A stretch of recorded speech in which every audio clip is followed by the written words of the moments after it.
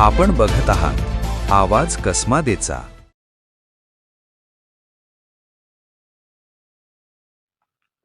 राज्य सरकारनं जाहीर केलेल्या पुण्यश्लोक अहिल्यादेवी होळकर शेतकरी कर्जमुक्ती योजनेला मंत्रिमंडळ बैठकीत मंजुरी मिळाल्यानंतर राज्यभरातील शेतकऱ्यांमध्ये आनंदाचं वातावरण निर्माण झालंय। शासनाच्या माहितीनुसार सुमारे 56 लाख शेतकऱ्यांना या योजनेचा लाभ मिळणार असून 2 लाख रुपयांपर्यंतचं पीक कर्ज माफ करण्यात येणार आहे। तसेच 30 जून पूर्वी कर्जमाफीची रक्कम पात्र शेतकऱ्यांच्या खात्यात जमा केली जाणार असल्याचं सरकारकडून स्पष्ट करण्यात आलं आहे।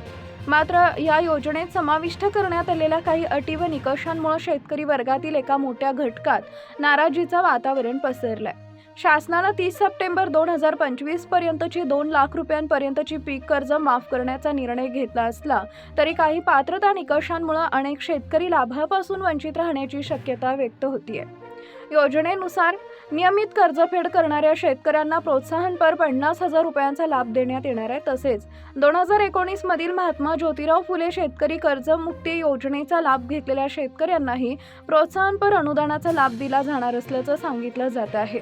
मात्र याच निकषांमुळे काही शेतकरी नव्या कर्जमाफी योजनेतून बाहेर पडणार असल्याची भीती व्यक्त करतायत। शेतकरी संघटना आणि शेतकरी प्रतिनिधींचं म्हणणं आहे की 2019 मध्ये कर्जमाफीचा लाभ मिळाल्यानंतरही कोरोना महामारी, शेतीमालाला मिळालेला कमी बाजारभाव, नैसर्गिक आपत्ती आणि अवकाळी पावसामुळे अनेक शेतकरी पुन्हा कर्जबाजारी झाले।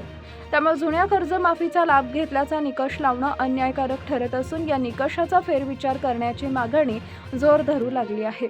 दरम्यान राज्यातील विविध भागांमधील शेतकरी सरकारकडे हा निकष शिथिल करण्याची मागणी करतायत। नव्यानं अध्यादेश काढून सर्व कर्जबाजारी शेतकऱ्यांच्या कर्जमाफीच्या कक्षेत आणावे अशी अपेक्षा शेतकरी वर्गातून व्यक्त होतीये। त्यामुळे एका बाजूला कर्जमाफीच्या घोषणेमुळे आनंदाचं वातावरण असताना दुसऱ्या बाजूला निकषांमुळे वंचित राहणाऱ्या शेतकऱ्यांमध्ये नाराजीचा सूर उमटताना दिसत आहे।